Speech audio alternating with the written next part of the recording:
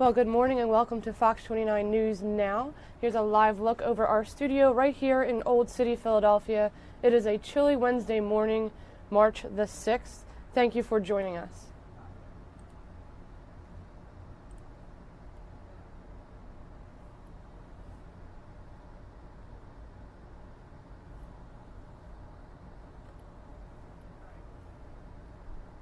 I do want to jump right over to attorney Gerald Griggs and the Savage family responding to R. Kelly's interview with media outlet. This is happening right now, live in Cook County.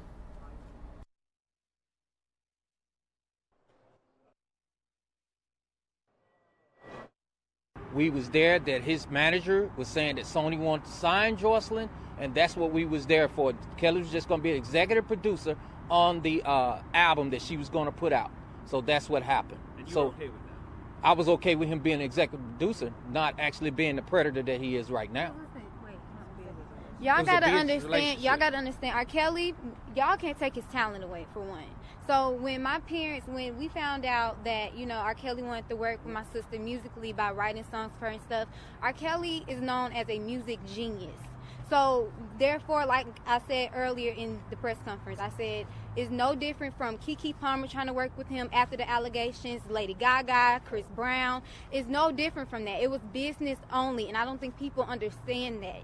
So people have to get that through their minds. R. Kelly is a music genius. So therefore, it was only for music purposes only, nothing else. And I just want to add, a simple Google search will tell you the many artists that he's worked with since that trial date, since he was acquitted from that trial as well. Yeah. Any other questions? Do you think that Jocelyn was susceptible to the control that you say that R. Kelly has over her when artists that you mentioned were not? Well, I don't know if she was acceptable. I think that'd be a better question for her, and understanding that she may very well speak on CBS. I would ask CBS why they didn't contact the Savages and provide for a meeting with Jocelyn Savage if they were going to interview her. But as far as the susceptibility, that's a question better suited for Jocelyn Savage. What was the last conversation like? How did Jocelyn just cut off contact with her parents, Tim, Angela, and so suddenly with you? Was there an argument? As I stated again, on the YouTube channel, we did an intervention tape. We put it out so people can see what it actually went on. And on that intervention tape, intervention is where you're trying to intercept and see what's going on, why she's in school, why she's not doing certain things, why she's missing classes, and so on. So we wanted to get to the bottom of this. And at one point, we end up taking her back to her school. We wanted to go back up there the next day because we had a long day. And like I said earlier, we got back and we was traveling back towards south, and we got in the middle of Atlanta, and that's when we heard that Jocelyn was no longer at that school. And so it's very heartbreaking, to hear that your daughter is with someone of this nature. If I had to do it all over again, no, this would never even happen. But the most important thing here is that we're bringing this to light. Me and my wife, we had the same meeting right in front of his house. No one ever did that type of meeting in front of his house. We want to see justice, not just for our daughter, not just for the Clary's daughter, but we want to see justice for all these young ladies that he's actually came in contact with, and even these 14-year-olds and these young kids. We want to see justice for them. That's what we're here for today. We're here to stand in the gap for these young women and make sure that justice happens. And we want to pray for their families as well. When was and what was the last conversation you had with her? The last conversation we had, it was in December of 2016. We had, far as physically seeing her, 2017, we had a brief prison call from her. And my wife was sitting by the Christmas tree on the floor. And when I walked in the room, the phone hung up like it was a prison call. It was no longer than 15 seconds. When you say prison call, you don't mean actually... No, as if somebody was controlling the conversation. So did she say anything, or did you just hear... Well, she stated, Mom, I need you to say this is exactly what I need for you to say. And it was a text message. Send something in a text message. When I came over and I said, Jocelyn, the phone hung up. So what do that mean? I don't know. The phone just hung up. Okay. He had got, the text message, he had got word that we had met with another victim that had just left. And so they found out. So he sent a message to have her sent to me to try to get me to respond to it. And that's what that was about. Last question for the parents. With CBS, I wasn't there when they did the interview. We spoke to people at work. So what they did is after they did the interview with her, they asked, "Are you going to talk to your parents again?" And she said no, because of what you described earlier in the interview. You're optimistic that this is going to go in a direction where they may be able to speak to her. Are you both, after watching her do that interview, what do you both feel is going to happen? You haven't seen her interview. We haven't seen that interview, but we hope to see our daughter and get her the help that she deserves and she needs. Hopefully she's well, but if she's not, we're going to move in a fashion to where we can get that help for her. I think that what the family is preparing for is, regardless of what happens to Robert Sylvester Kelly, we will provide the necessary resources. We've received phone calls from counselors and psychiatrists from around the country who are willing to accept the charge to help Joycelyn. And I've seen a brief clip of the interview, and my concern is, if you don't want to see your parents, why don't you want to see your little sisters and your aunts and your cousins and your grandmother? There's actually something going on. So, I look forward to seeing the entire clip, the entire video, but that's not going to change our resolve. You don't stop loving a child simply because the child doesn't know what's in their best interest. And so what I would say is, it'd be in Mr. Kelly's best interest that he gets Joycelyn Savage in contact with her parents. And we've always said that, which is why we reached out to his attorneys, we reached out to his managers. And so we look forward to seeing it. We will respond accordingly, but this has been a 2-year battle, and it will not stop based on one interview. I want to say one more thing. The two girls, Joycelyn and Azariah, are the last two girls there, but when we initially became aware of what was going on, it was between 4 and 5 girls in his home. So that it was definitely a harm, or I call it a sex cult at the time. Can you spell your name? Yeah, could y'all please spell your name? I'm Jonjelyn, JONJELYN, Savage, SAVAGE. Daughter's name? Timothy, TIMOTHY. Jory. Jory, JORI, Savage, SAVAGE. And how old are you? 11. Jalen, JAILYN, SAVAGE. How old is you? I'm 18. And your daughter was how old and attending what school? She was 19. When she left, that was and she's now 21? She was 21. She's 23 now. 23 now. 21 when you last saw her, and she was attending what school? And we will be providing the information. My assistant Dante has the information for the flights, just as further proof of the statements that are inaccurate made by Mr. Kelly, and that we will continue to assist law enforcement and assist the other families in getting justice. So are there any other questions?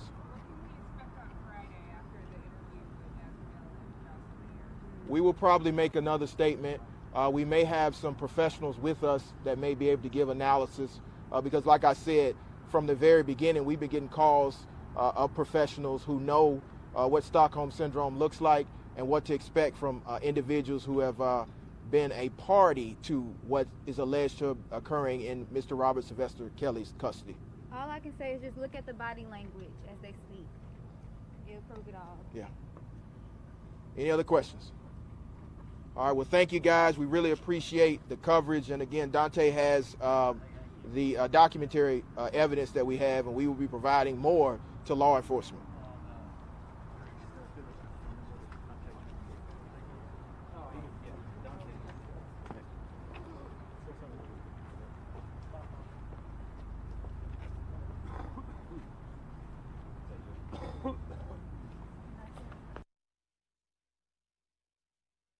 Again, that was attorney Gerald Griggs and the Savage family responding to R. Kelly's interview with the media outlet recently. We're going to switch over to some local news. video captures a man being held down and beaten by employees of a Center City Taco Bell. The attack took place on February 24th. Fox 29's Steve Keeley filed this report coming up.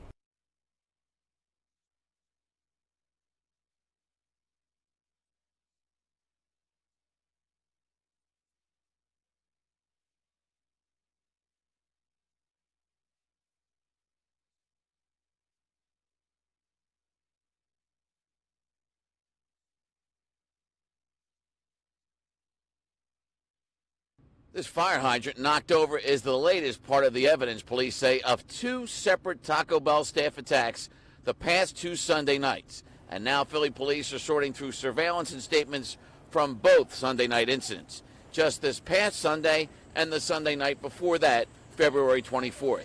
And now Taco Bell has put out 2 consecutive statements since late yesterday, apologizing in both and saying all the employees involved in the 2 different altercations have since been fired. And it's likely the same employees who had worked the late Sunday shift.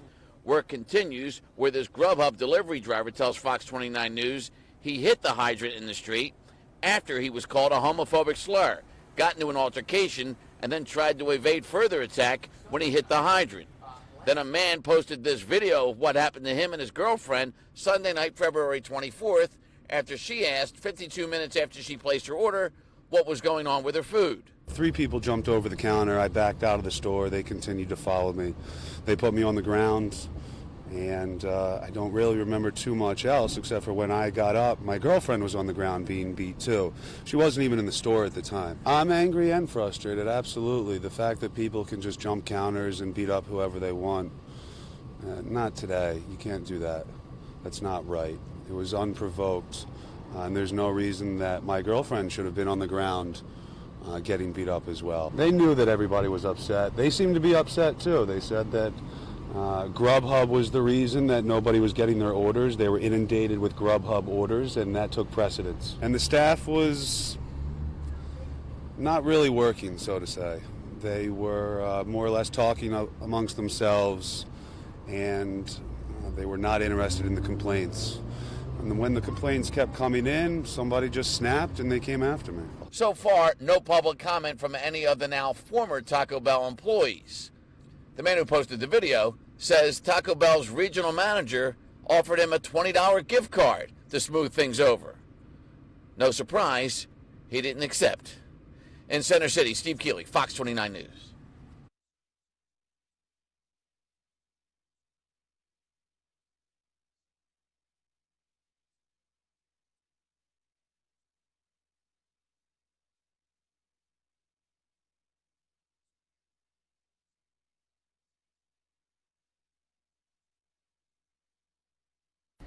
A South Jersey teacher is on leave, suspended, following claims he used a racial slur in the classroom.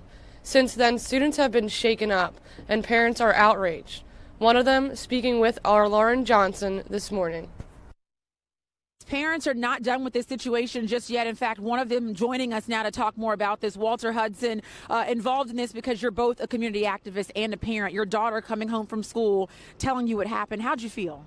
I was upset and outraged because I know the backstory to this particular teacher and as well as others in regards to using racial epithets and it's an issue, period. You feel so strongly about it. You went to the meeting on Monday hoping to get some answers. What happened? Well, they was trying to, the board president was trying to shut me down by giving me 3 minutes. And, state regulations, they give you 60 minutes for a public portion of the school board meeting. And there were going to be no one else to speak. So, I was going to take more than 3 minutes because this is a delicate situation. This is not, again, like I said, this is not the first time that we have visited the situation in regards to racism and teachers being racist towards children of color. We understand the school district saying they cannot release more information, details, names because they're conducting an investigation. Do you understand that, or is it frustrating to not hear anything? Well, it's both. It's still a lack of transparency. I'm just learning last night and one of the parents who spoke with Fox 29 that, children had to give a second statement. So why? To have explained why that their child was called to give a statement from that particular science class. So, of course, much more to come on this. Walter Hudson, thank you for joining us in the cold this morning to share your story. And, of course, Mike and Alex, this is not close to being over. The superintendent saying an investigation is underway, and that's why they're not releasing any more information. So we'll have to wait till that, of course, is complete.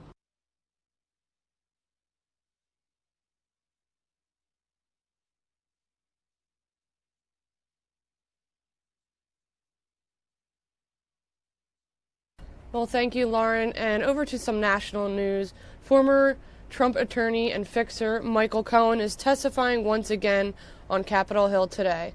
Doug Luzader in Washington had more this morning on what Democrats are hoping to learn from Cohen.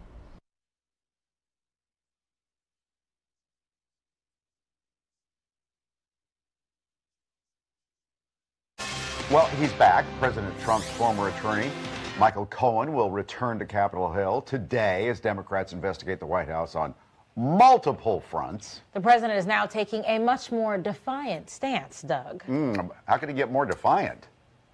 Yeah, well, boy, I tell you, that R. Kelly stuff's a tough act to follow. Yeah. I think the Cohen hearing will probably not be that explosive, but you never know. It's going to be behind closed doors. And look, Michael Cohen is a popular guy among Democrats here on Capitol Hill, and they think that he has the goods on the president. Michael Cohen back for more today. President Trump's former lawyer testifying behind closed doors to the House Intelligence Committee as Democrats see him as a star witness to help build their case against the president. Michael Cohen is highly credible. In fact, more credible by the day as additional documents are discovered. Cohen, though, has already admitted to lying to Congress once, but Democrats think he can provide information about the president's possible collusion with Russia, business deals, and alleged campaign finance violations. It's a disgrace. It's a disgrace to our country. President Trump hardening his stance against Democrats in Congress who have flooded White House officials and even Trump family members with document requests, more than 80 letters like these, investigating alleged obstruction of justice, public corruption, and other abuses of power by President Trump. And the president suggesting now that he will fight back. President Obama, from what they tell me, was under a similar kind of a thing. Didn't give one letter. They didn't do anything. And the truth is that there are risks here for both the White House and Congress. All I've said is that sometimes the politics of presidential harassment hasn't worked out too well. I remember when we decided it was a good idea to impeach President Clinton, and his approval rating went up and ours went down. Look, Democratic leaders around here remember that as well, which is why they're kind of being careful here not to get too far ahead of public opinion in making this case against the president. Mike and Alex. Whoa. All right, well, we will be doing that story for the next year. Doug, we'll see you tomorrow. Thanks, Doug.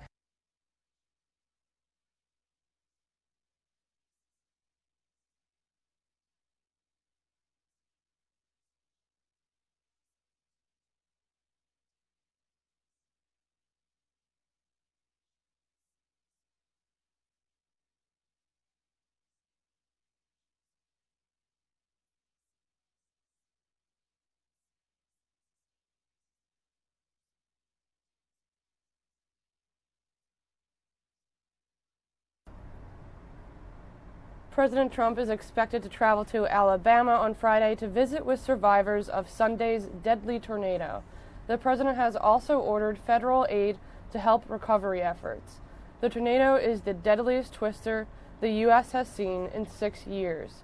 It killed at least 23 people, including 3 children. The tornado tore through 70 miles in Alabama with winds up to 170 miles per hour.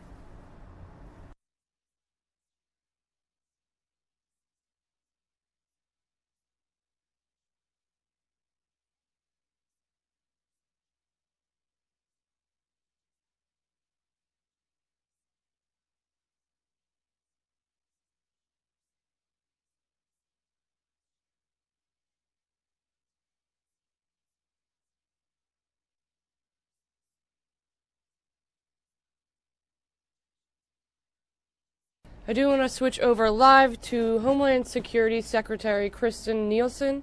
She is testifying before the Homeland Security Committee hearing on the way forward on border security.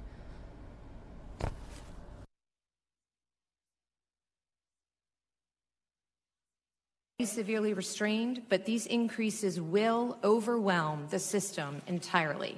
This is not a manufactured crisis. This is truly an emergency. What's different about the current migrant flows, and this is important, is not just how many people are coming, but who is arriving. Historically, illegal aliens crossing into the United States were predominantly single adult males from Mexico with no legal right to stay, and who we could quickly detain and remove within 48 hours. But in recent years, we have seen the numbers of vulnerable populations, children and families, skyrocket.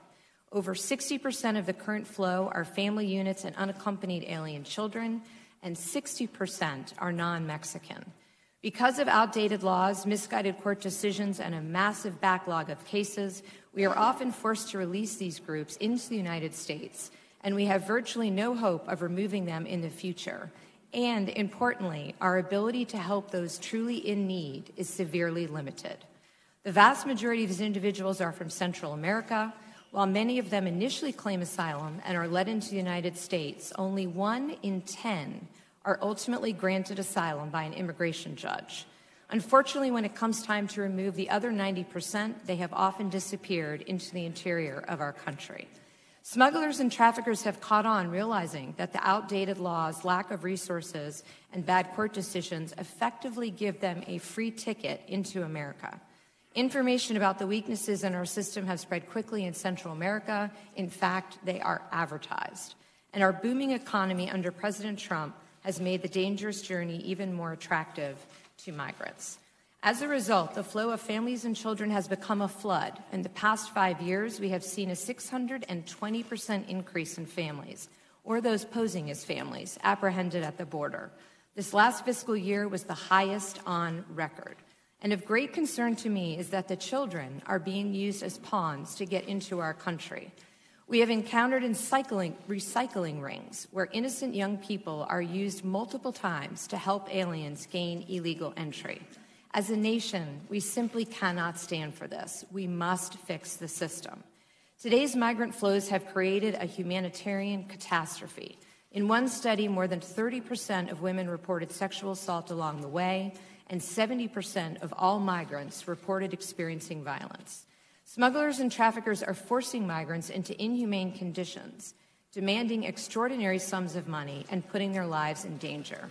And vulnerable populations, especially children, are coming into DHS sicker than ever before.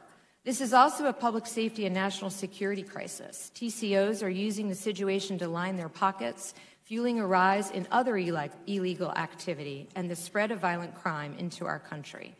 Gang members are smuggling new recruits into the United States, with CBP recording a 50% spike over the last fiscal year of the number of gang members apprehended at the southern border alone. And DHS personnel are grappling daily with the movement of drugs, illicit goods, and unknown threat actors coming across the borders. So what are we doing about this? At the President's direction, we are confronting it head-on in many ways. Let me try to quickly summarize. We've championed a border wall system, which includes infrastructure, technology, and additional personnel. We've implemented virtually every measure within our authority to end catch and release, to keep aliens with no legal right to stay from being released into our country. We've worked with the Pentagon to deploy troops to the southern border, which has helped us achieve tens of thousands of apprehensions and turnbacks of illegal aliens. We've dramatically increased referrals for prosecutions of single adults illegally crossing the border from 12% at the start of the administration to nearly 50% today. We have worked tirelessly with the Northern Triangle countries. I myself can attest to the many trips that I've made and the conversations and negotiations I've had to deal with the root causes of migration and to address the challenges at the source. I talk to my counterparts in Central America almost weekly. I travel down there regularly, and this month I'm happy to report that we expect to sign a historic regional compact, the first ever, with those countries to counter irregular migration, human smuggling, trafficking, and the formation of caravans. This is something I've been pursuing for years, and it will have a real effect on this crisis. We've stepped up efforts to protect women and children from being abused, kidnapped, sexually assaulted, and exploited upon the dangerous journey, and we're doing more to dismantle TCOs, including through concerted interagency action and deeper foreign partnerships. We've intensified operations to seize illicit drugs, especially opioids, as they are smuggled into the U.S., including through the deployment of new technology. We're putting in place important measures to reduce asylum fraud so we can better help those who are truly fleeing persecution. This includes having certain individuals wait in Mexico until their claims are processed and where they are afforded humanitarian protection to ensure that the flow is safe and orderly. But it's simply still not enough. We need Congress to act so that we can take operational control of the border, as Congress directed us in law to do, to protect vulnerable populations, to reduce the life-ending flow of drugs into America, and to confront the scourge of human trafficking. Without congressional action, America's borders will never be secure. Until we deal with the outdated laws that contribute to this problem, the situation will only get worse. Simply put, the laws are not keeping up with the migrant flows. The gaps in the system are obvious. Just as laws must be revised to address technological advances and emerging threats, so too must the laws be changed to address vastly different circumstances at the border. If migrants arrive with children, we can only detain them for days and then we have to release them. Even when they have no legal right to stay, we cannot keep them together as a family. Please summarize your statement. Please. So what do we need? We need Congress to change the law to promote family unity, to ensure the safe and prompt return of UACs back to their home countries, and to close loopholes that allow dangerous criminals to get released into our communities.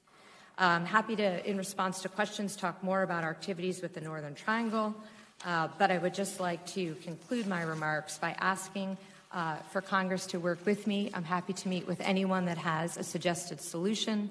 No rational person would design an immigration system like we have today. It's dangerous for Americans, it's dangerous for migrants, it undermines our nation's values, and it fails to uphold our fundamental obligations to the American people. Although we may disagree on solutions, I hope there can be a consensus that the current system isn't working and that this is an emergency we must address together. I look forward to your questions. Thank you, Chairman. Thank you very much. We allowed you to go over because some people need to hear you for the first time. I greatly appreciate that, sir. So, and thank you. As I said in my opening statements, Madam Secretary, we've sent requests for a number of information to you, and we've not gotten the information back. Can you commit to this committee to get that information back? Apologies. Yes, sir. And it's in detail. It's not where it needs to be. So I want to encourage you there. Asylum seekers. A lot of us have had an opportunity to talk to a number of people involved. Can you tell the committee why asylum seekers are being turned around contrary to law? Sir, all asylum seekers have the opportunity to present their case. We're not turning anybody around. What we are doing is exercising statutory authority that enables us to, in conjunction with Mexico, to return to Mexico migrants who have arrived from that country to await their processing. This is to assure a safe and orderly flow and to ensure that their humanitarian rights are protected. So your testimony is that, to your knowledge, no one presents themselves for asylum and is not presented their rights as to what they have to do. Our policy and processes when we encounter, as you know, an alien is we do provide them with information on their legal rights, their ability to access counsel. I'm not sure if you're referring to credible fear. If you do not pass that initial credible fear screening, obviously then you do not, you can appeal that, but generally speaking, you do not go on to meet before an immigration judge for your asylum claim. So is that something you do in writing or you do it orally? Both. They are presented with information in writing, and then we also, of course, advise them orally. Can you present this committee with the written direction that asylum seekers receive from your department when they present themselves? Yes. The other situation is the president made a comment that he really didn't need to do the emergency declaration. He just wanted to do it faster. Do you have any information for the committee as to what he was talking about? My conversations, of course, with the president, generally speaking, are protected under privilege. But what I would say is his explanation in general and public has been that he hoped Congress would act, that it didn't have to come to issuing an emergency declaration if Congress had met his request to fund the resources that CBP has requested. To your knowledge, are you aware of family members who've been separated from their children and deported back to a country without their children? Yes, sir. Can you provide this committee with a list of those individuals? I'm happy to do that with the one caveat that, as you know, that's part of ongoing litigation in Miss L, and as long as there's no privacy concerns from the court, of course, we're happy to provide that. A lot of the information is in the Miss L court with respect to each migrant. I would also just note that, consistent with longstanding practice in the law, before we deport any alien after they have gone through the process and receive a final order of removal, we do ask them if they would like to take their children with them. At that same time, their consulate or embassy, for purposes of issuing them travel papers, also asks them, would you like to be removed with your children as you're removed? As part of Miss L, the judge also asked us to go back and ask the parents again in conjunction with the ACLU, which we did. So there was no parent who has been deported, to my knowledge, without multiple opportunities to take their children with them. So is this with counsel present? I'm sorry? Is this with their attorney present? I can't speak to every case with that, sir. So they have the right to a counsel, as you know, but the United States government does not pay for that pursuant to the law. So explain how one would acquire counsel if they don't know it. We give them lists of available resources, legal resources in the area. We work closely with the NGOs to ensure that they understand the options for that. And then certainly when they work with the consulates and embassies as part of that removal process to receive the travel authorization, the embassies and consulates also provide them with information and ability to access counsel. Some of us have had an opportunity to see some of the enhanced barriers being placed on ports of entry. We tried to find a policy directive that said we should close lanes and put barriers on those concrete barriers and barbed wire. Are you familiar with any such policy? The general direction for the safety of the migrants and the officers who work at the ports of entry is to ensure a controlled environment, particularly after we saw the violence from one of the caravans in the fall. Many of the local border chiefs, the OFO officers at the ports determined what was needed to ensure that there was safety and security at the port. So that's for the migrants, that's for the officers. So generally speaking, that was done on a case-by-case situation with the overall direction to ensure the integrity and safety of that area. So there's no written policy? It's not a policy, sir, per se, but the direction is clear to protect officers and migrants and ensure a safe and orderly flow. To do that, we have to make sure that the migrants go through the designated area. So the enhancements to the port of entry was to disable them from at their own risk, which we have seen many times, run across lanes of traffic or try to go around a port of entry. Thank you. Chair now recognizes the ranking member. Thank you, Mr. Chairman. I want to follow up on something you referenced in your opening statement and then the chairman probed you on to more fully understand this asylum seeker circumstance. You made reference in your statement that for many of, well, first of all, that 90% of the asylum seekers are denied when they actually finally have their hearing. The other, and those 90% generally have already blended into the society. We can't get rid of them. If we know only 10% are going to be improved based on history, I don't still understand why we're letting people in while they wait on their hearing. You made reference in your statement that many of them are allowed to stay in Mexico until their hearing date. My question is, why aren't all of them required to stay in Mexico until their hearing date? So that way we can monitor them while they're here for their hearing, and if they're approved, they stay. If they can't, they go back to Mexico. Is that because of some statutory reason, or why? It's actually more based around, we're trying to do this in a very reasoned way. So we are expanding that program across the border. We work and notify the Mexicans as we do that. You have seen statements made by their secretary, their equivalent to Secretary Pompeo and my equivalent, that they are determined to protect the humanitarian rights.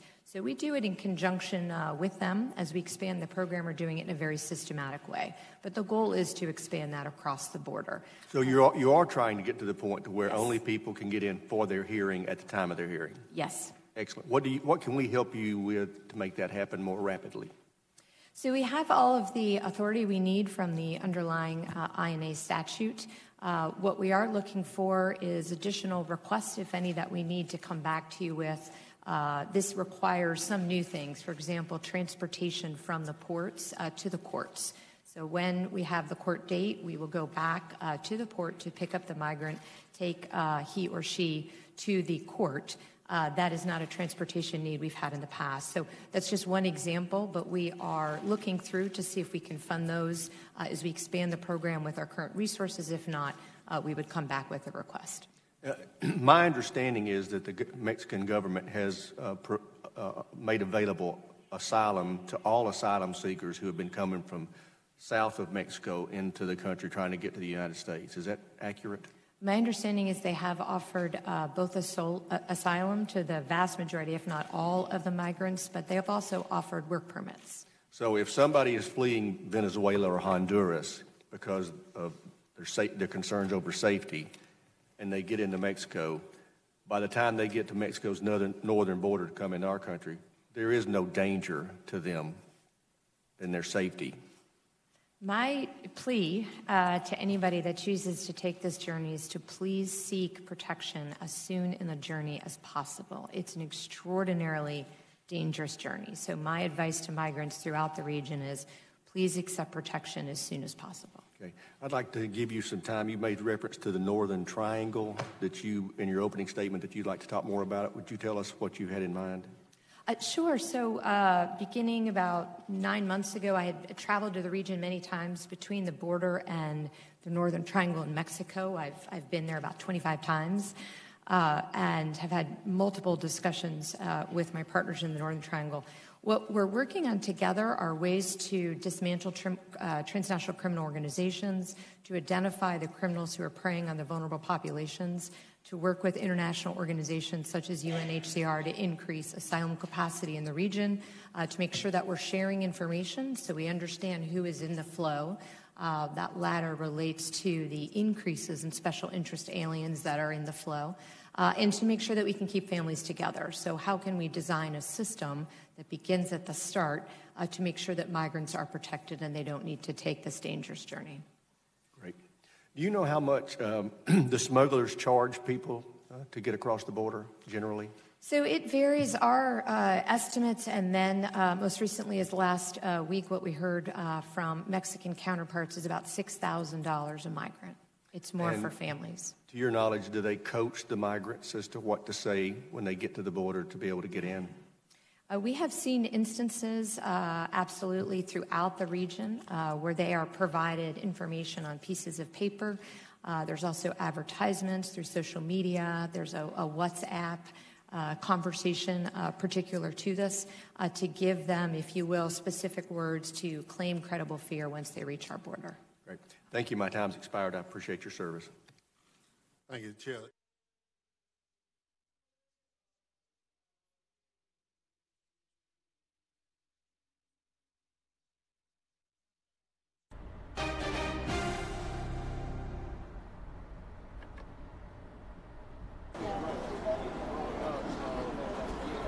Well, this just in, more than 200 SEPTA transit police are set to go on strike today at noon after talks failed between the Officers Union, FOP Lodge 109, and SEPTA management.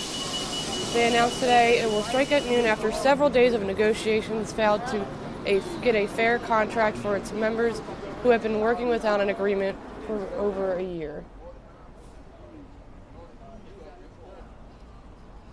This is file video from SEPTA police holding a community meeting in 2016.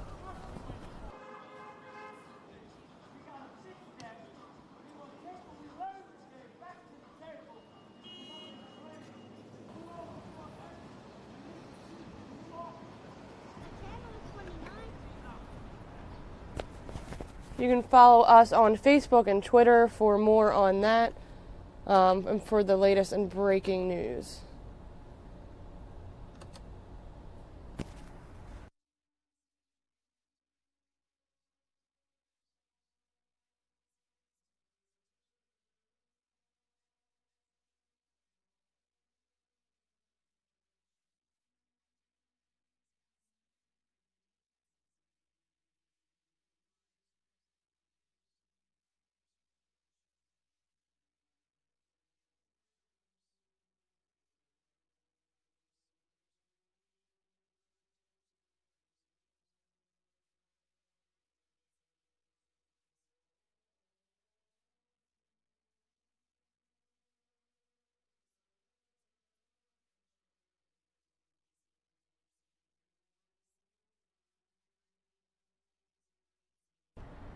Let's head into more local news this morning. A priest in Philadelphia's Andorra section is out on bond this morning after being charged with rape and sexual abuse. Police say 49-year-old Armand Garcia sexually abused a child in 2014. The incident allegedly happened at Immaculate Heart of Mary in August of that year. The Archdiocese of Philadelphia says police told them about it March of last year, and that it was the first time they'd heard about it. Parishioners hearing about the news say this. You never expect something like this to happen so close to home. Last year, Garcia was put on administrative leave, had religious duties restricted, and was also removed from St. Martin of Tours Parish, where he lived and had been assigned. He served at parishes, schools, and offices in Downingtown, Collegeville, Stratford, and Philly from the time he was ordained in 2005 to 2018.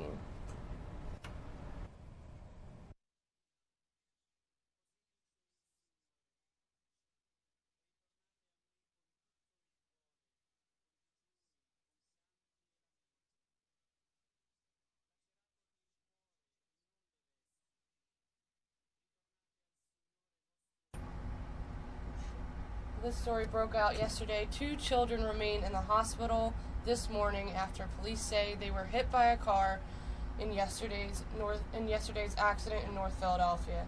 It happened at the intersection of 20th and Diamond Streets. Police say a 7-year-old girl and 4-year-old boy were walking with their mom when they stepped out in front of a passenger car and were hit. And I'm not even talking.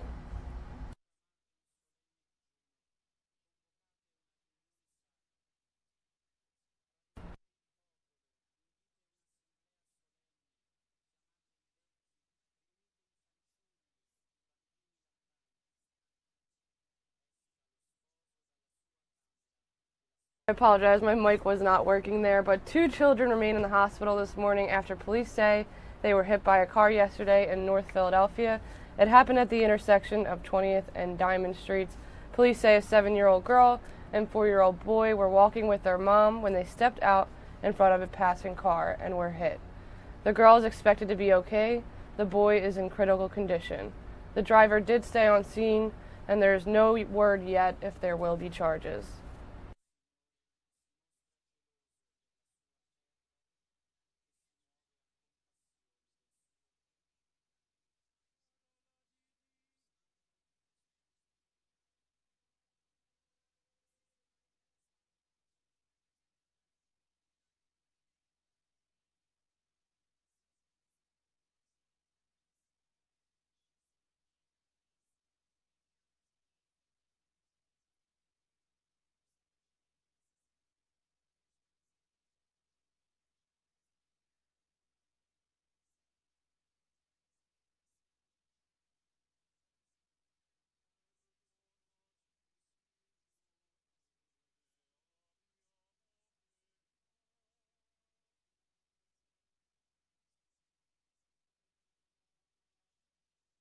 There was a major bust in Bucks County. Police and federal immigration agents raid an apartment and discover what they're calling a heroin trafficking operation worth millions.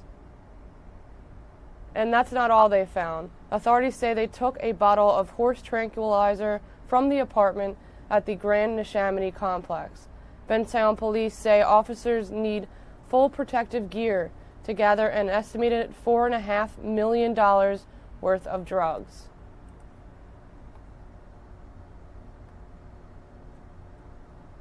If it's a chemical that can take down a horse, I don't think it's something I'd want to touch. Drugs cross all boundaries, races, economics. It doesn't matter where you live, and if you think you're safe from it, you're just fooling yourselves. Authorities arrested the man who lives in the apartment, Hamlet Bentecourt Pimentel, and 2 others. Police describe Pimentel as a local businessman in the U.S. on a visa from the Dominican Republic. He's being held on $1 million bail, along with the 2 other men who are being held by ICE for being in the U.S. illegally.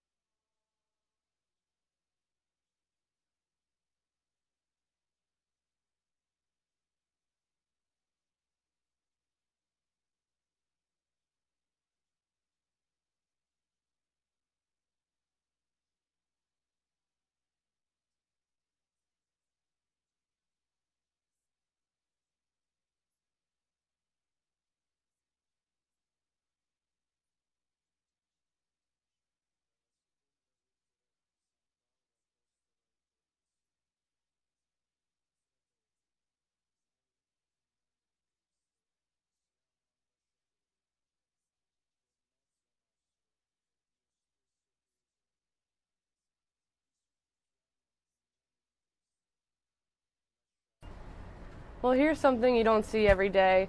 It's a rocket-propelled grenade launcher, and TSA agents found it in a man's checked luggage in Allentown.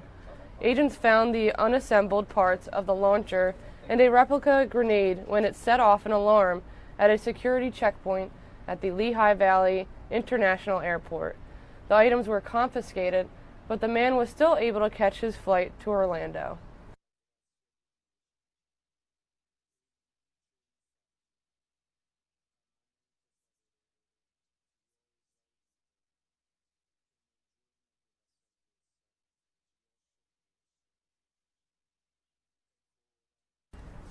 A Fishtown school building has such severe safety issues it may need to be demolished. Last month, we reported safety concerns at St. Laurentius after giant stones weighing up to 700 pounds started to dislodge. The stones crashed to the ground, causing other issues in the building's stability. The school is part of a church which is owned by the Archdiocese. A pending sale of the church has been held in legal proceedings. But now L&I says they may have to order the building be demolished in the interest of public safety.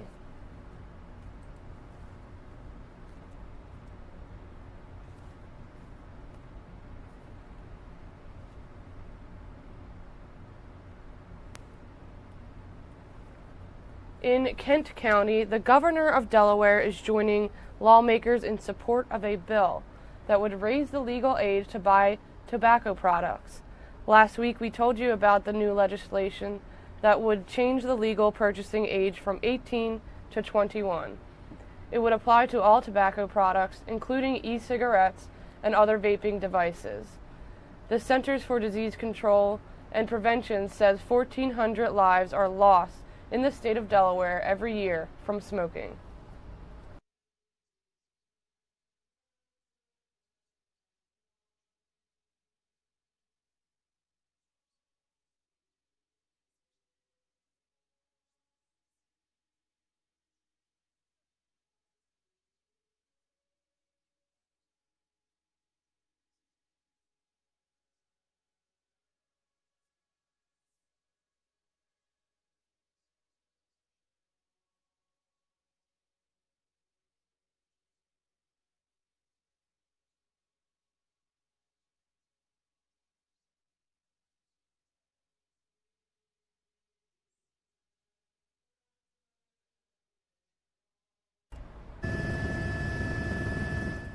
Ash and Dash. For Christians out there, today marks the first day of Lent, which means you have to get your ashes.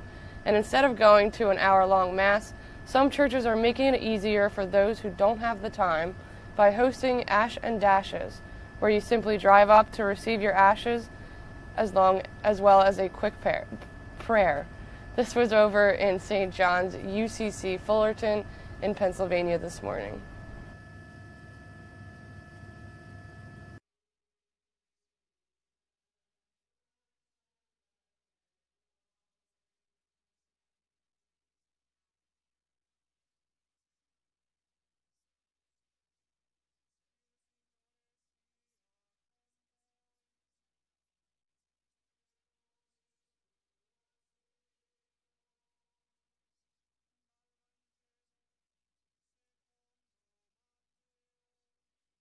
Let's jump over to some segments we had this morning on Fox 29 Good Day. First up is vaccines and autism. Mike and Alex spoke about it right now. New research says there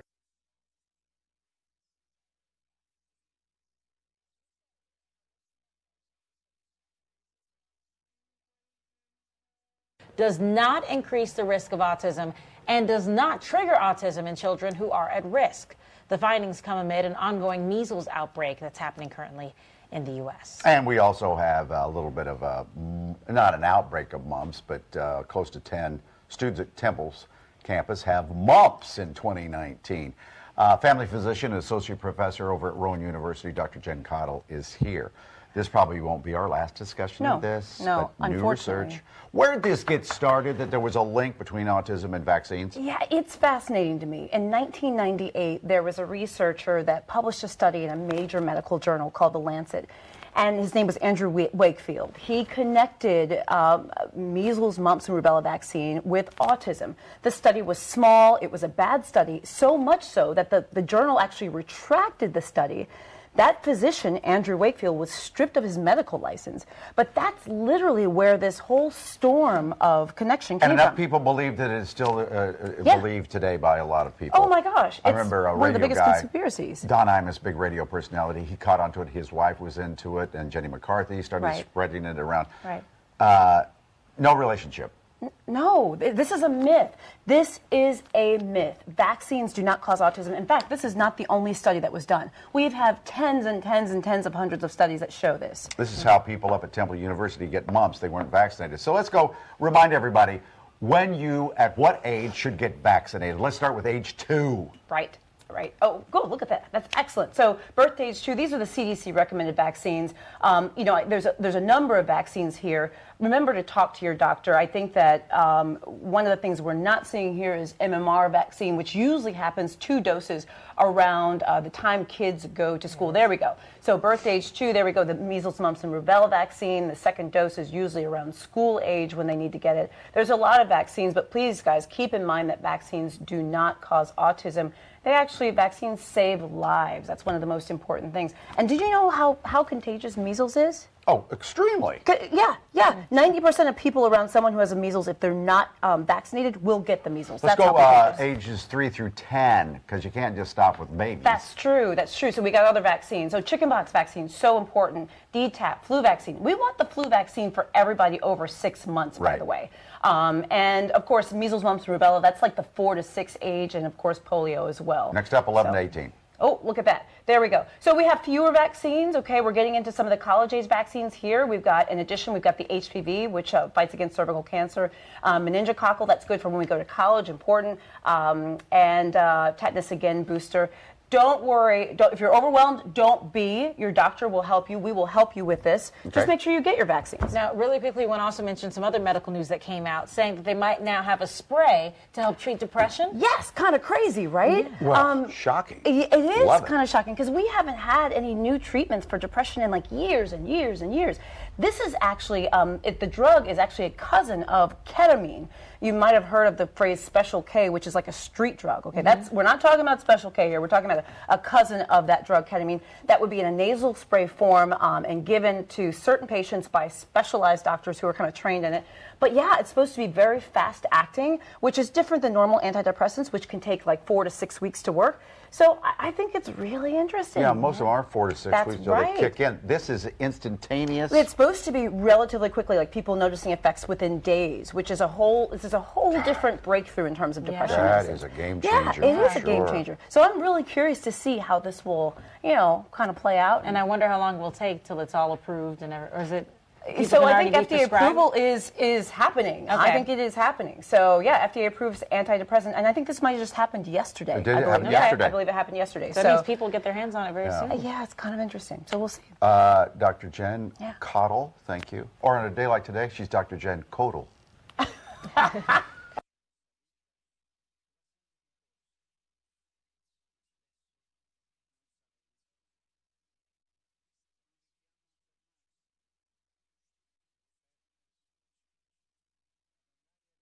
Succeeding without sight, a local mom was here this morning to share her real-life inspiration after 2 of her 3 children were diagnosed with a rare blindness.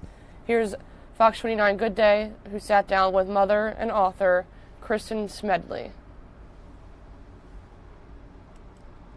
So a local mom writes a book about what she's learned from raising 2 blind children in hopes that it will inspire others. Her name is Kristen Smedley's 19-year-old son, Michael, and 15-year-old son, Mitchell, he goes by Mitch, were each legally blind by the time they were 4 months old.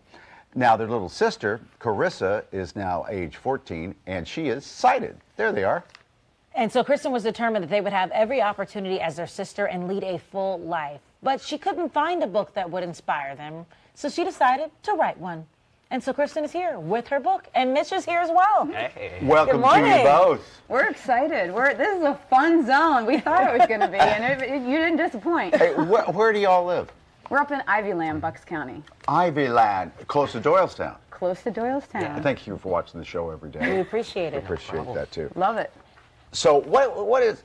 Tell me about the disorder. What is CRBI exactly? So it's actually CRB1. One. Number 1, and that's the gene. There's a mutation in that gene causing everything to go haywire. Okay.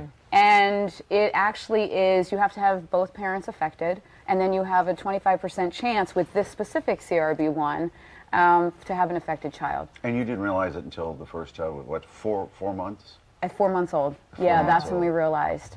And what are the odds of having a second child also have the same Every thing? pregnancy stands a 25% chance. Yeah, so I'm from a really big family, and it took a few years to get my head around it, and I thought, when I started seeing my Michael and how happy and blindness wasn't affecting him, it took me a few years, but when I saw that, I thought it would be harder for me to be a mom of just one child than a mom of more than one blind child.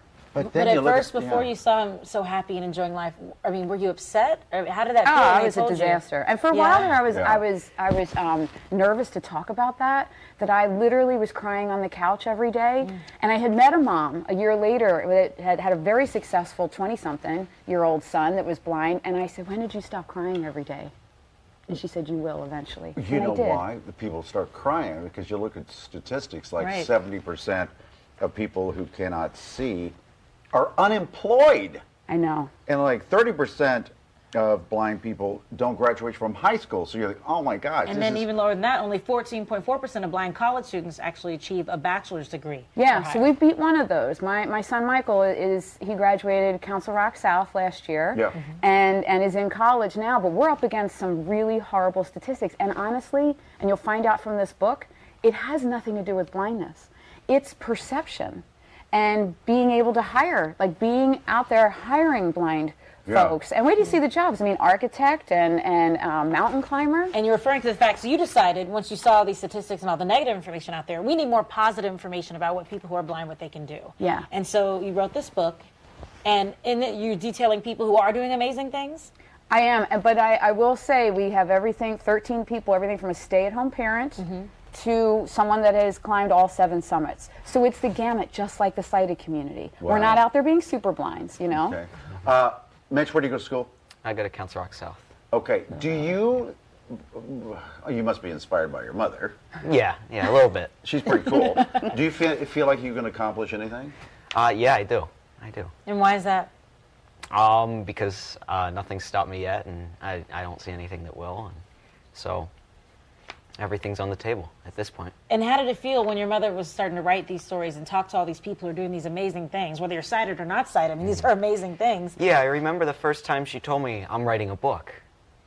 I thought, that's cool, but that's crazy. I never really imagined that she would actually finish writing a book, and now like it's in the flesh, it's in paper, and it's a real book, and it's crazy, and I'm really proud. Oh, is there anything that people say that drives you crazy when they realize you're not sighted? One thing that will drive me crazy is when someone thinks that you can't see, so they have to talk louder. You get that a lot? A lot. Hey, Mitch, welcome to the show. You're like, I can hear you just fine. Yeah, it's like I can't see. I can hear perfectly fine now. It's okay. You don't have to shout. Now, I also want to mention, because one of the things I thought, this is such a great book, Thriving Blind, that, well, shouldn't it be in Braille or some way so people who aren't sighted, they can see it? Yeah, so that's actually why I self-published, because we were having problems getting Braille copies of books that the boys wanted to read, and I'm like, what is happening in the publishing community? It can't be that hard. They're just copying out. Nope. It is expensive to get hard copy Braille, but we are working on it. We're working on solutions with lots of different organizations. Good for you. That's great. Braille's important. It's very important. That's how the boys are high achieving in Council Rock schools. How do I get this book, Thriving Blind? KristenSmedley.com or Amazon.com. You can go right there and order it. And KristenSmedley.com has all the different versions and all of our accolades, because we've hit #1 new release. No, listen to you. Congratulations. Yes, yeah, we're really proud. Thanks for You coming should be. Thanks for having us. Yes. Thanks for the Mitch. fun that you spread and all the optimism that you spread. We Wonderful. appreciate it. keep And watching. tell Michael we said hello, and we're proud of him too. All right. We will. Thanks. And Carissa. And Carissa.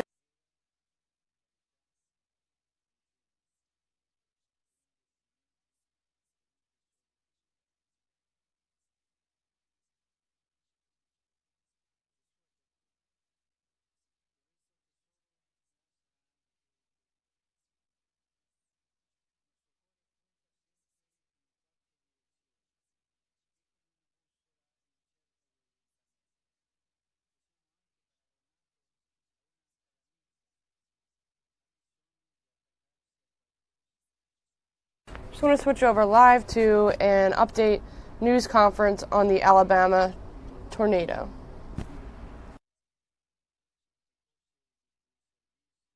Just a moment ago with our resource center to ensure that they have proper identification and wristbands to allow them access to the area. Thank you. Next, we have Coroner Bill Harris. Speak for you for just a moment, okay? Good morning. Fortunately, as bad as it is, the death toll still stands at 23. The one person that I had on my list that the family was assured was in one of the residences has been located. He is in critical condition in ICU in Columbus, Georgia. Somehow or another, he was entered as a patient under a different name, but we located him yesterday, and he is alive and recovering. Nothing else has changed. We are still in a standby mode, just on the outside chance that they find somebody else, which is not likely.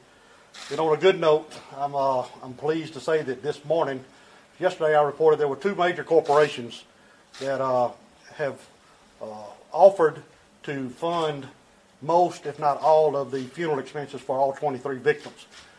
Within 15 minutes ago, I received a phone call, and the Porch Band of Creek Indians out of Wetumpka has committed $50,000 right now toward those funeral costs. Still in contact with the other corporation who wants to remain anonymous at this time until we can get those details worked out. We've had many other offers for funeral expenses and monies that have already been spent. I'm happy to say that the East Alabama Medical Center Foundation, which is a nonprofit organization that does many good things for this community, has offered to handle the funds and disperse those funds as needed, and every penny that comes in for the funeral costs will be dispersed for funeral costs. There will be no administrative cost whatsoever. Thank you all. Next, we have Richard LeGrand Sr. He is Lee County Commissioner for Commissioner District 5. Thank you, Rita. Good morning, everyone. I am the Commissioner for District 5, but today I want to also let you know that I'm a proud Beauregard alumni of the class of 1973. And I would just like to take this opportunity to say that we lost loved ones, classmates, family members. So it's very important to me to come up as your commissioner to say my sorrow and sympathy and my heart just goes out to the family. Also, I want to commend Commissioner Robert Ham, Sheriff Jay Jones, and all the first responders. Let me just say I take my hat off to you, all of y'all in the media, for coming out to Beauregard, Alabama, and being a part. This is a tough time for us, but thank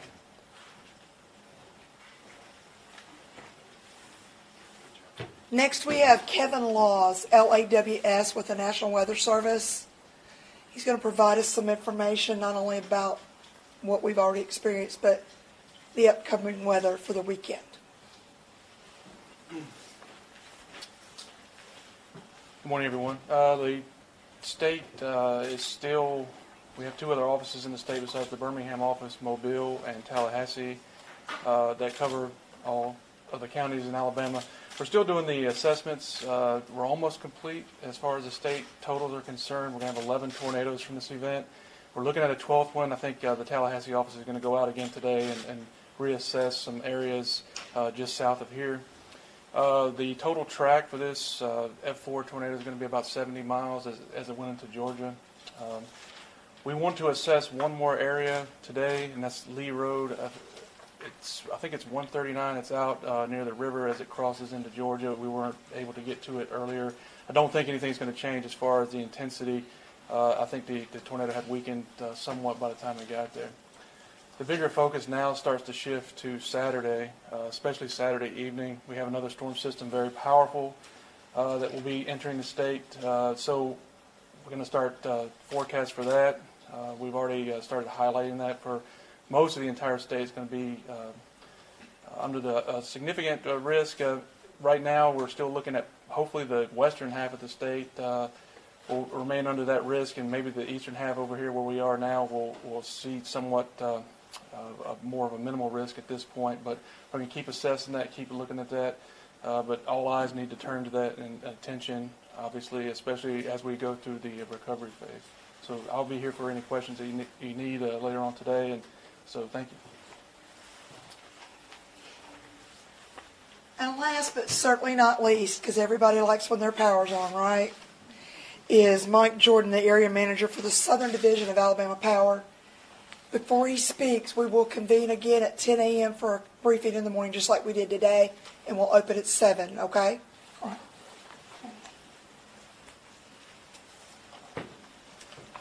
right. Good morning. Anytime there's a disaster, our first task is to safely and quickly restore power. But with that, I would have to say that the tragic loss of life, the devastation was not lost on anyone that was working Sunday and into Monday. We're heartbroken. We're heartbroken for the families and for the devastation that we have seen. With that, from a power company perspective, we also appreciate the folks that are everyone in this room, quite frankly, from the first responders that helped get us where we needed to be following the storm, to the media who helped get important safety messages out and important public information, to the Beauregard family who've opened their elementary school to us to feed and to help stage areas, to Beauregard High School, which also allowed us part of their property to stage supplies. So you all are partners in this effort, and we appreciate what each of you have done. So the first outages in Lee County began approximately at 2:30 on Sunday afternoon. Those outages quickly escalated as the storm progressed to the east. Over the next 45 minutes to an hour, the number of outages increased to a peak of 11,700 outages in Lee County. Over the next 30 hours, we had crews from all over the state come into the area. At some point between the first outage and when the final customer received power at approximately 9 o'clock on Monday evening, we had 669 Alabama Power personnel or contract crews in Lee County helping with that power restoration effort. All customers, as of Monday evening at 9 o'clock, had power restored who could receive power. What that means is that some homes were so badly damaged that we could not safely restore service, and a number of homes were destroyed. Our estimate at this time puts that number at 116 residences that are unable to receive power. The type of damage that has been asked of includes a number of broken poles.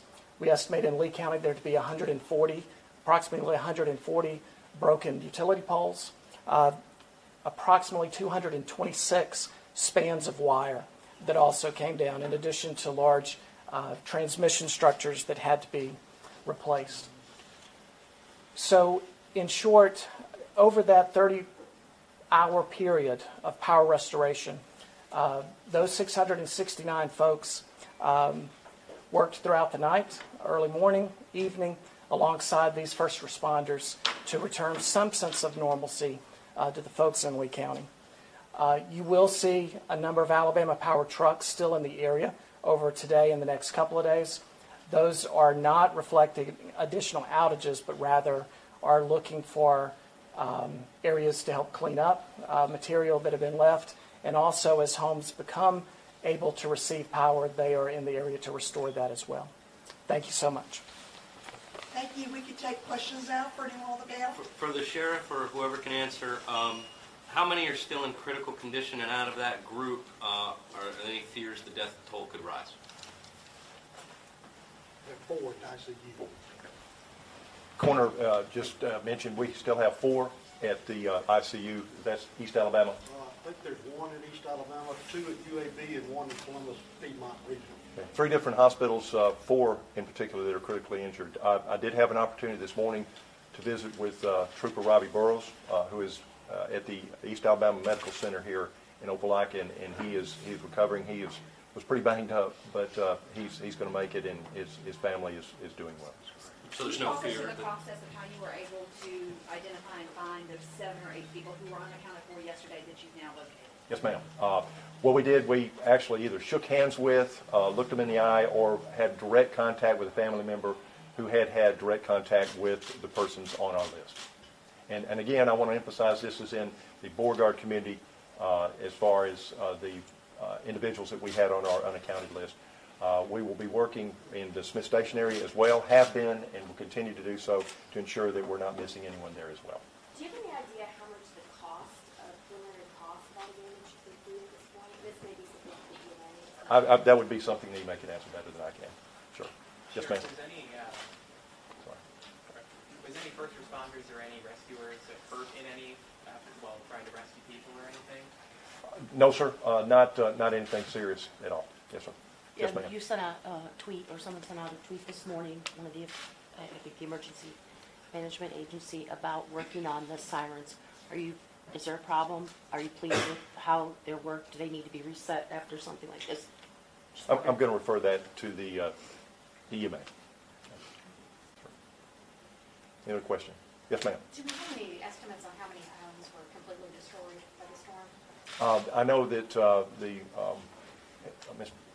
power companies indicated that approximately 116 homes were directly affected as far as that cannot receive power, and it would be somewhere within that number that were completely destroyed. Okay, we'll take one more question, guys. Sure. Now that all 7 people have been accounted for, I know it's a long road ahead, but is it a little bit brighter road going forward now that all these 7 people have been accounted for? I would say so. I cannot express in words how pleased we are that we were able to account for the individuals on that list. There were family members, loved ones that, of course, were extremely concerned, and we're just happy to get that information out and give them the comfort to know that their loved ones have been accounted for. I want to mention one more thing, too. The Verizon Corporation has been very kind to assist us in operations with communications, and we get a lot of questions about what people can do in regard to donating money and helping the victims. If individuals are interested in doing so, this money goes to the Red Cross, and what they would need to do is text, just give me a moment, please, to locate it. They would need to text to the Red Cross, and the number is 90999. 90999 Red Cross. Sheriff, real quick, any reports of looting or any, and how do you feel about that? No, sir, we haven't had reports yet, but we are going to keep a very strict eye on that. We will have units in this area in the coming days and to ensure that we do not have that. Thanks. No more questions. I do have a statement. The questions that you asked regarding EMA are all very valid questions. Once we, life safety and all the things that have happened here is first, and then we move in and transition to the recovery where assessments are made that attach dollars to those assessments. We will be providing that information as soon as we can. We'll push it out. It may be as late as tomorrow morning's briefing at 10. So we thank you because it's going to be preliminary, and we like to get it right as possible. Okay? Thank y'all. Is that the same for on the tweet that you sent out about working with Same the information. today? Yes. Okay. Thank y'all. Thank you very much.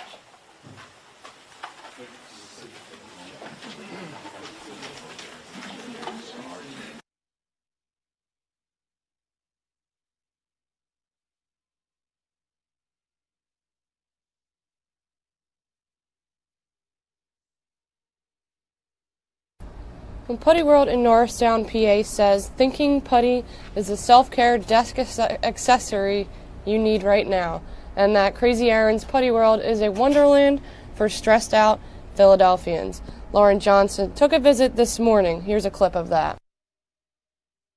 So the slime and putty craze, it's here to stay. It's not going anywhere, is it, Karen? Even though us parents would love for it to get out of here, but they're so cool. Some of the putties are amazing with all the different colors. Lauren Johnson is at a new store, Putty World.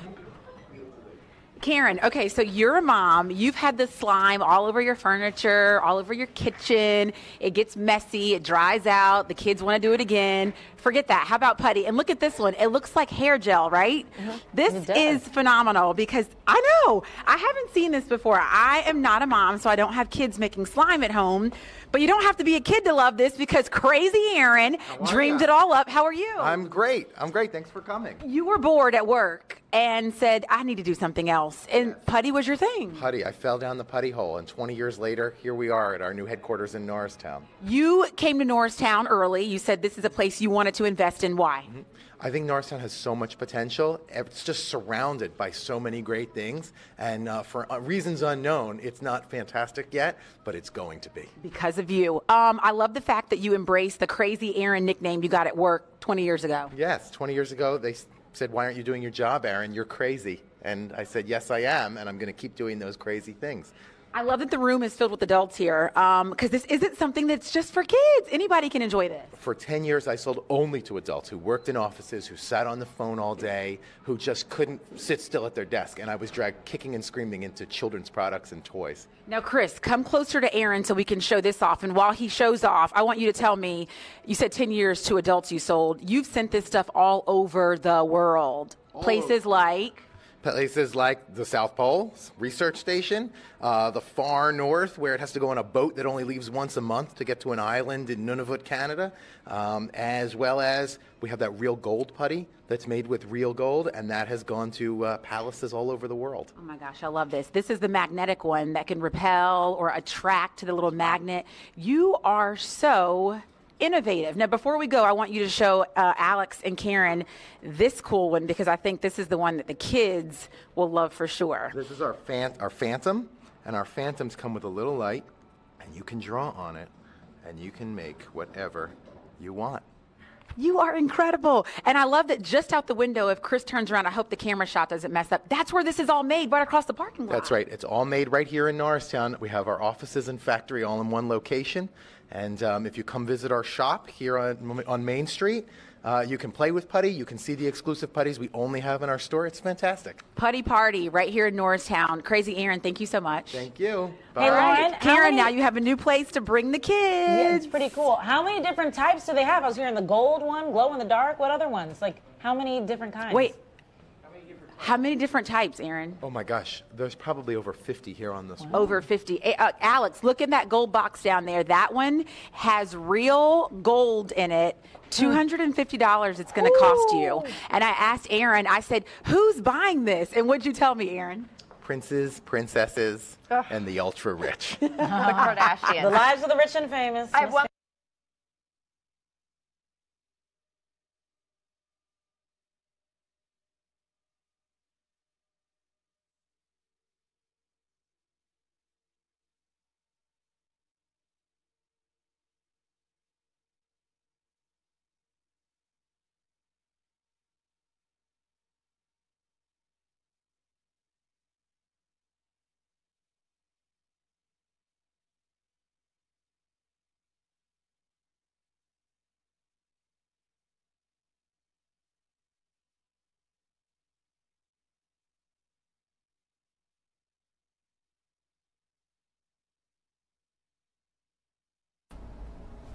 Well, thank you guys for watching today's Fox 29 Good Day, Fox 29 News Now. You can catch us tomorrow at 10 a.m. I do want to end with some weather slides so you can check out what to expect for the rest of the week. This is a live look over Atlantic City, New Jersey.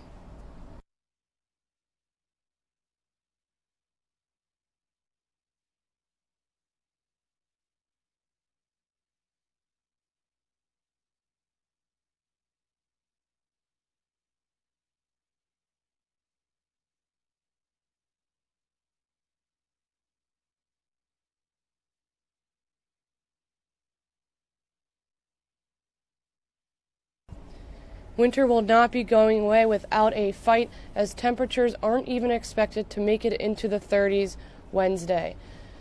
Residents across the Delaware Valley woke up to temperatures in the teens with wind chills in the single digits.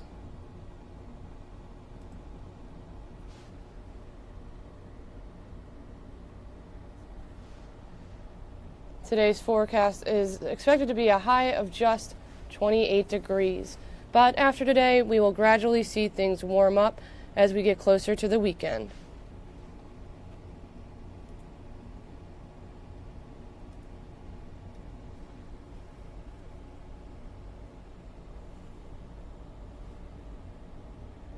There will be a high of 35 on Friday. Saturday will finally get a real break from the cold with a high of 47. And before Sunday comes around with a high of 55 degrees, so we're definitely looking forward to some of those warm temperatures after this bitter cold few days. We aren't looking at too much precipitation over the next few days, with the next threat coming in the form of a southern storm that could impact the area on Friday afternoon. Then the focus turns to Sunday with a chance of rain in the early morning and possibly into the early afternoon.